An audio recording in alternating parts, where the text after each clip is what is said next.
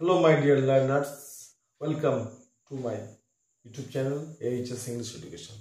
আজকের subject verb agreement সিরিজের 3 নম্বর ক্লাসে সবাইকে স্বাগতম। আজকের ভিডিওটা ভীষণই গুরুত্বপূর্ণ, কারণ এখানে সাবজেক্ট হিসেবে যে সমস্ত নাউন ব্যবহার করা হয়েছে সেগুলো একটু কনফিউজিং। অর্থাৎ দেখে মনে হবে প্লুরাল কিন্তু সেটা সিঙ্গুলার, আবার দেখে মনে হবে সিঙ্গুলার কিন্তু সেটা প্লুরাল।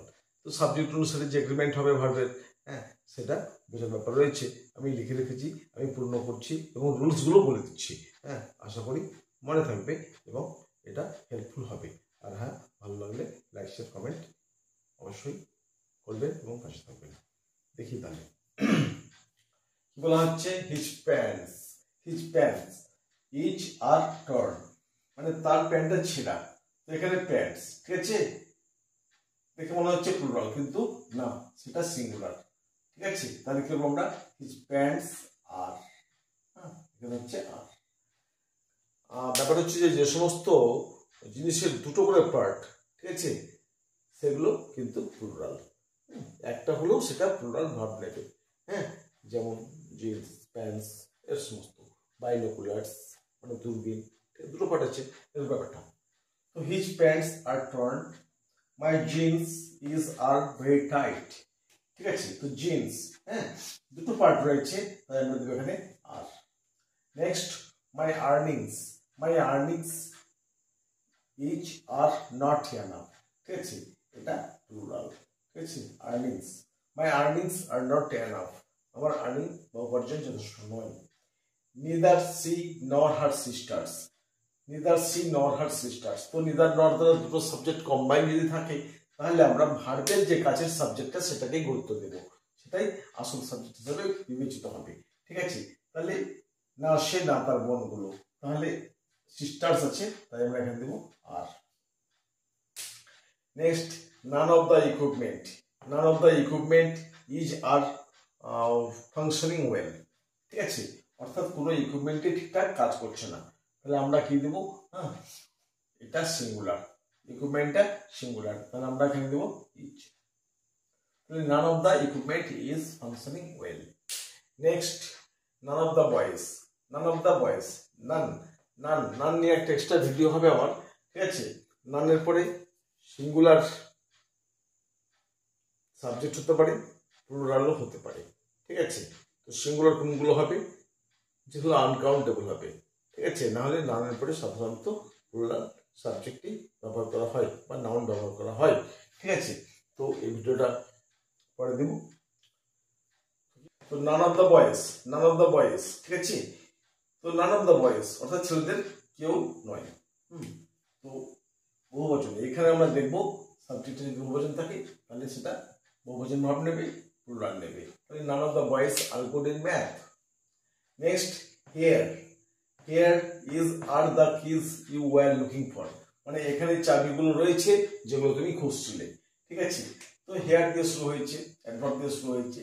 এবার এইখানে আগেই ভার্ব রয়েছে ইজ আর, এবার সাবজেক্টটাকেও ফলো করছে ভার্বটা। ঠিক আছে, এই ভার্বগুলো সাবজেক্টকে ফলো করছে। তো সাবজেক্ট কার সম্বন্ধে বলা হচ্ছে? কিজ, চাবিগুলো, তাই না? তো চাবিগুলো যেখানে অনেকগুলো চাবি রয়েছে সুতরাং আমরা আর দিব। ঠিক আছে, তাহলে here are the keys you were looking for, চাবিগুলো এখানে রয়েছে যেগুলো তুমি খুঁজছিলে।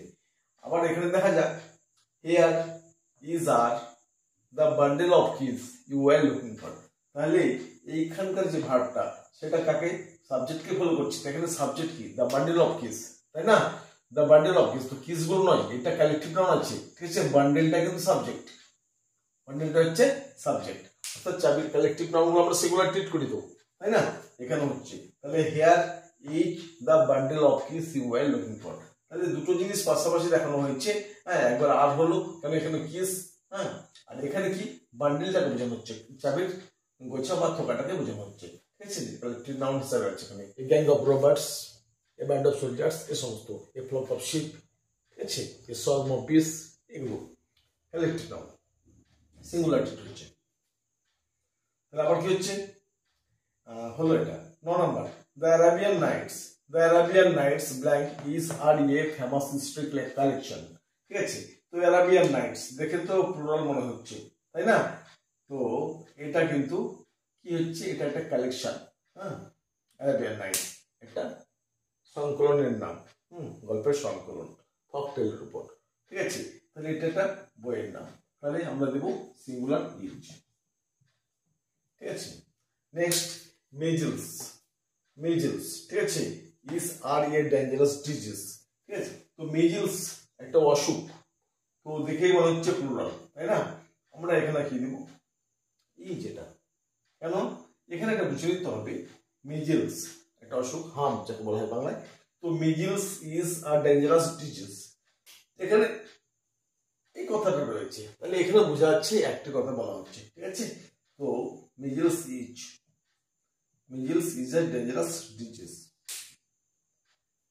Next the number of students, ঠিক আছে, ইজ আর ইনক্রিজিং র্যাপিডলি, অর্থাৎ ছাত্রের সংখ্যা ভীষণভাবে বাড়ছে, তো দ্রুত বাড়ছে।